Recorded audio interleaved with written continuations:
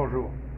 Plusieurs personnes m'ont demandé qu'est-ce que j'allais apporter comme équipement, comme matériel pour marcher l'Appalachian Trail en 2021.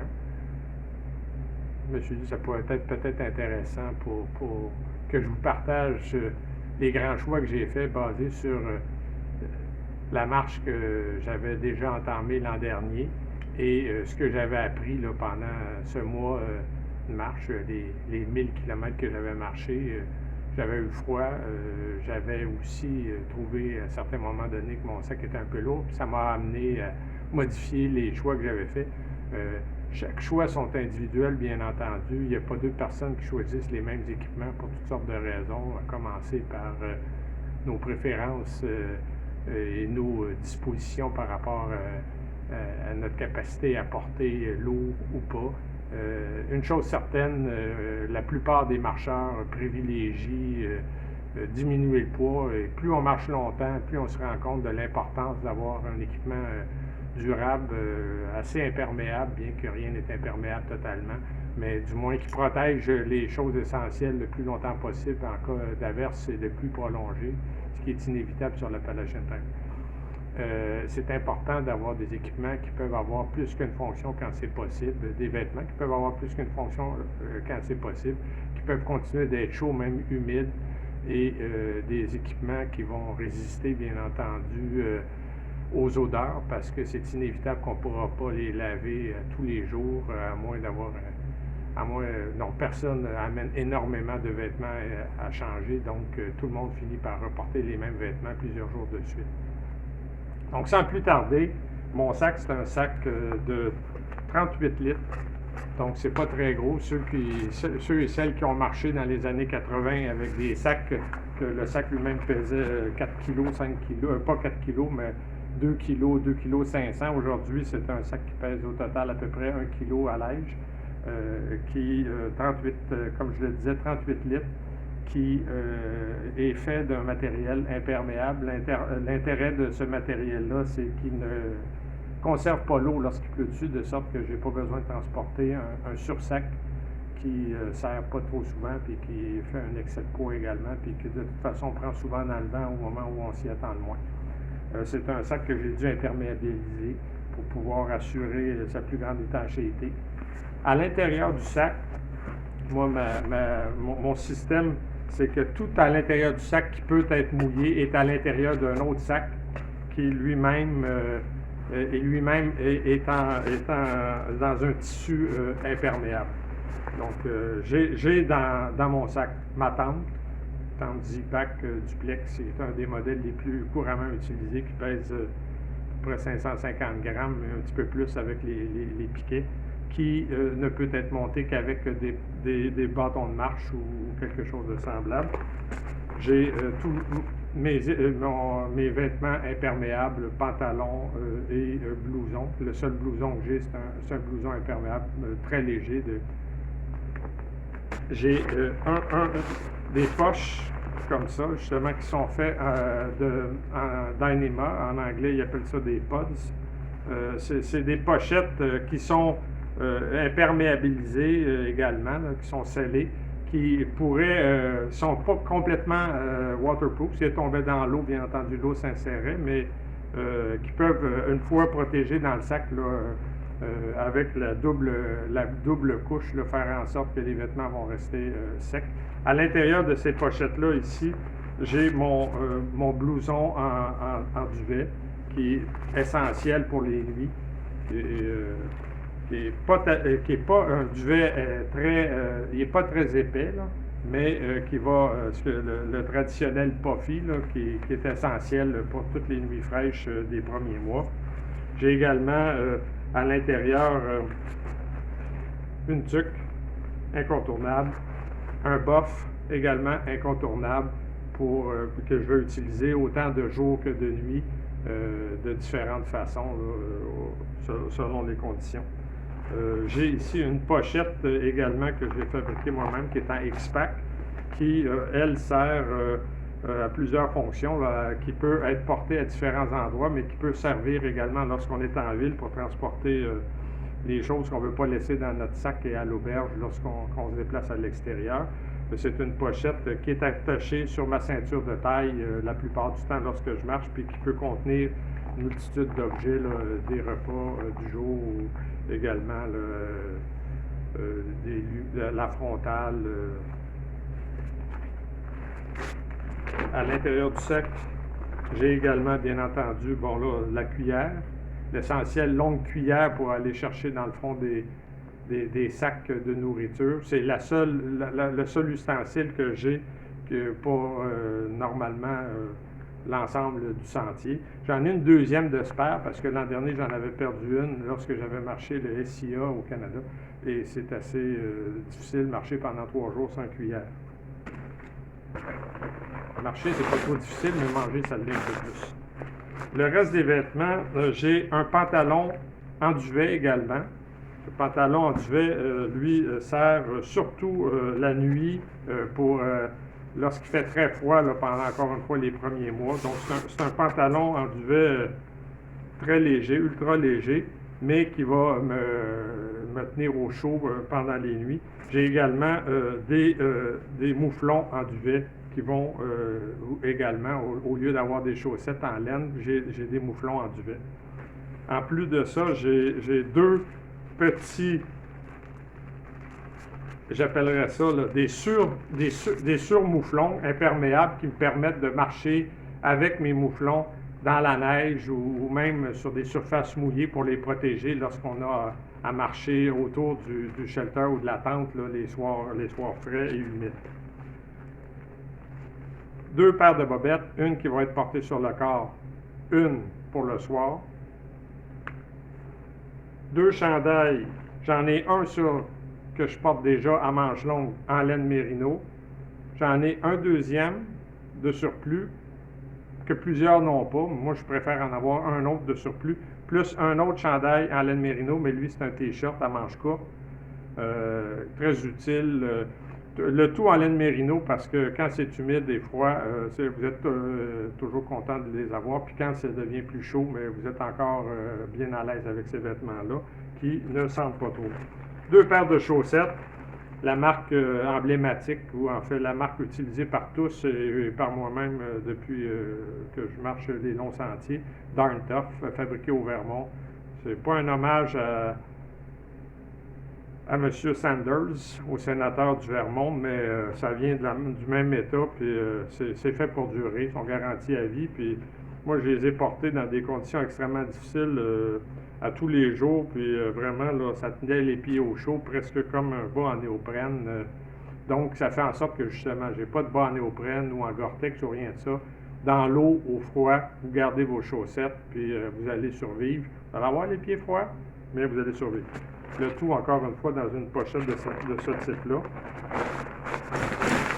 L'incontournable sac de nourriture, celui-ci, là, sur lequel il faut indiquer son nom, parce que quand ils sont suspendus à des endroits où ils doivent être suspendus obligatoirement, il y a des crochets spéciaux qui sont installés tout au long le long des shelters. Vous avez avantage, et beaucoup de gens ont le même sac bleu de la même compagnie Zipac, de sorte que c'est bon de l'identifier votre sac, parce que quand il y en a 15 dans les airs le matin, à 6 h du matin ou à 7 h du matin, vous essayez d'identifier le vôtre, c'est pas nécessairement facile. Finalement, le tapis de sol, essentiel, gonflable, Thermarest, Neo Air, c'est le modèle également le plus couru. Très important, ceux qui sont plus petits, moi je mesure seulement 1,70 m, vous avez avantage à prendre le modèle pour les femmes qui pèse la même chose, mais qui est un peu plus épais, puis qui est puis pour le même prix, vous avez un niveau d'isolation supérieur, puis il n'y a rien de trop chaud lorsque vous êtes dans les mois de février-mars couché au sol. Finalement, j'ai un sac d'objets multiples. Le sac d'objets multiples, entre autres, à l'intérieur de ça, la fameuse brosse à dents, il y a un chargeur de téléphone, il y a le papier de toilette, il y a le kit de premiers soins qui est minimaliste, comme vous le voyez ici, une serviette, des barbouillettes à tout faire, Donc, c'est ça, la serviette. Ça suffit parce que on se fait sécher comme on peut, puis on se lave quand c'est possible.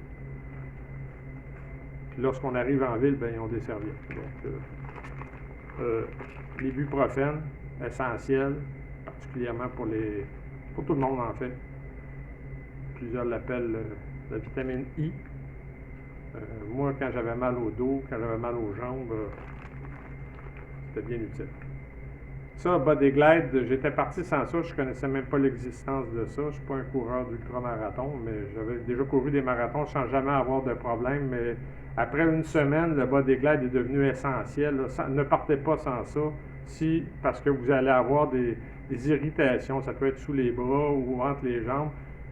Ça devient extrêmement douloureux.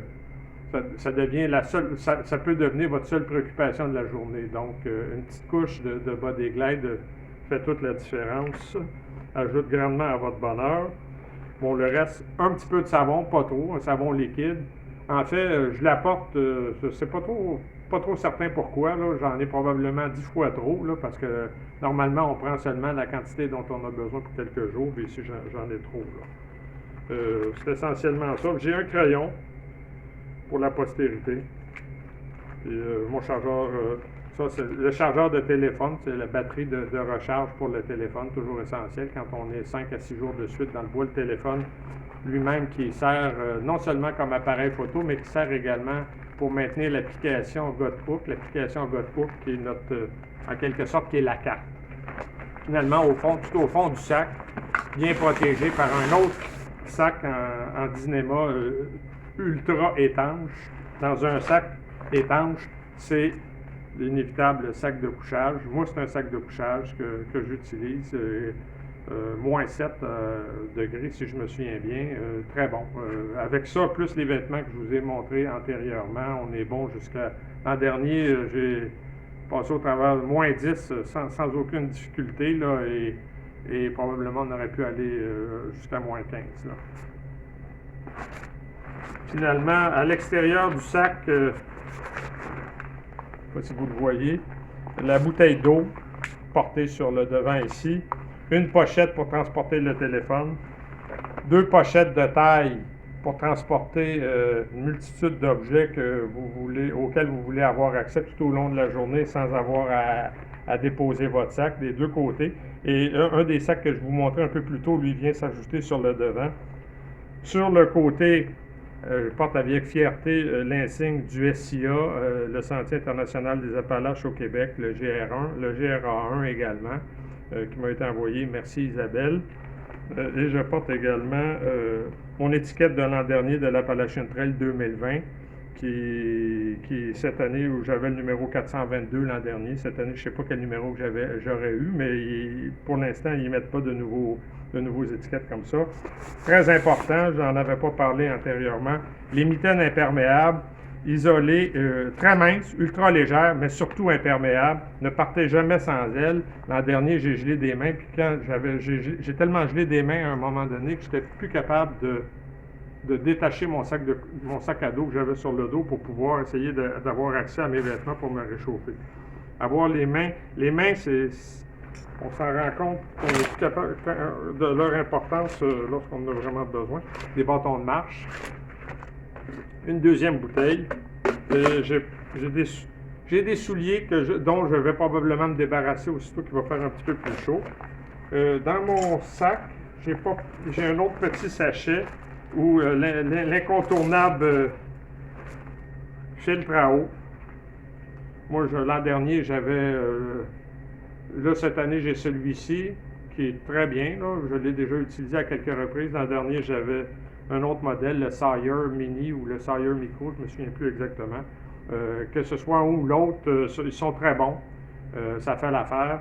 La seule chose qu'il faut vraiment avoir en tête, la nuit, quand il fait froid, dormez avec, parce que c'est pas fait pour résister au froid et au gel. La frontale, incontournable frontale pour le soir, le matin. Double couleur, si vous avez rouge et blanc, parce que lorsque vous êtes dans un shelter, vous ne voulez pas réveiller les autres dormeurs. C'est pas une façon de se rendre populaire. COVID oblige. J'ai également un masque. Et pour moi, bon, pour quelqu'un qui a des lunettes, c'est bon d'avoir quelque chose pour attacher ses lunettes. Vous voyez, c'est l'essentiel de ce qu'un marcheur transporte dans son sac ou autour de son sac. Et avec ça, normalement, je devrais pouvoir franchir la totalité du sentier. Sur le corps, je porte un blouson ultra mince. Le choix des couleurs est venu par la disponibilité. Un chandail en laine mérino, des shorts. J'ai un vêtement un pantalon, je pourrais appeler une combinaison, là, mais qui n'est pas en laine mérino, celle-là, mais l'avantage quand même de sécher très rapidement. C'est moins odorant du bas. J'ai des guêtres que je pourrais également montrer. J'ai des guêtres qui recouvrent la botte, mais qui sont extrêmement légères. Puis j'ai les chaussettes dont j'ai déjà parlé. Et finalement, pour les premières semaines, je transporte également un petit blouson qui n'est pas en duvet, mais qui va sécher très rapidement. Lui, s'il peut pleuvoir dessus, puis continuer à être chaud, je l'ai utilisé l'an dernier, puis je repars avec cette année. Question cuisine, j'ai un poêle, j'ai un chaudron en titanium pas très grand, un petit sac pour transporter des graines ou des choses comme ça, une autre petite serviette pour le ménage, un allume-feu au cas où mon poêle ne fonctionne pas, et mon poêle, ben, c'est un MSR Pocket Rocket 2 Deluxe qui a déjà une pièce pour allumer le carburant. Le type de carburant qui est utilisé dans l'Appalachian Trail, qui est fortement recommandé, c'est ce qu'on appelle canister. C'est des cartouches là, de gaz ibupropane. Et la cartouche de gaz ibupropane va faire ici, je vais l'acheter lorsque je vais arriver sur les lieux là-bas. On ne peut pas voyager avec ça en avion, bien entendu. L'an dernier, j'avais un poêle au gaz, à l'alcool en fait. C'est fortement déconseillé. En fait, c'est très peu utilisé, puis il devient assez difficile d'acheter de l'alcool. Ça prend beaucoup d'alcool pour faire les distances, donc ça devient pas tellement intéressant. Même chose en ce qui concerne le gaz blanc, là, ceux qui sont habitués d'utiliser les MSR Whisperlight ou des choses comme ça. C'est pas tellement facile de s'approvisionner avec ces combustibles-là aux États-Unis. C'est hautement préférable d'utiliser les bonbonnes dibupropane, même si c'est un peu moins écologique. J'imagine qu'elles peuvent être recyclées. Donc, c'est tout pour ce qui est dans le sac et ce qui est autour. Puis, si vous avez plus de questions, n'hésitez pas à me les poser. Je me ferai un plaisir d'y répondre. Le sac au complet pèse à peu près, avant d'y mettre la nourriture et l'eau et ce qu'on appelle les consommables, c'est à peu près une quinzaine de livres, où on parle de 6 à 7 kilos. Et lorsque j'y mets de la nourriture, normalement, c'est 1 kilo par jour de nourriture. Donc, j'espère que ça vous a plu. Ça sera utile pour ceux et celles qui seront intéressés à se lancer dans marcher un tel sentier ou ici au Québec. C'est sensiblement le même matériel que j'avais utilisé l'an dernier au Québec pour marcher le SIA, mais bien entendu, là, sans les vêtements chauds, là, parce que le SIA, on le marche plus en été.